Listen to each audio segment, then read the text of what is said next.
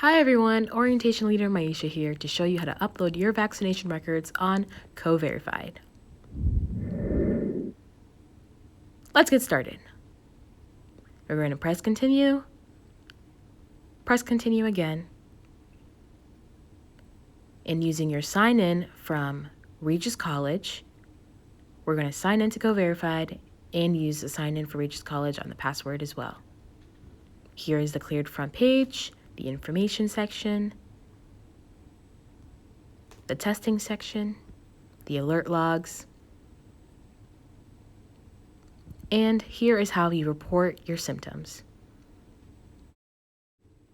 To upload your vaccination records, you have to select your vaccination type and the date that it was performed. You also have to type in the name of the healthcare facility that you went to get the vaccine and take a picture of the attachment card. This is how you take a picture, and you press submit. And now your vaccination records are submitted onto Regis College. Here is the front page where it shows you the cleared and your COVID vaccine date.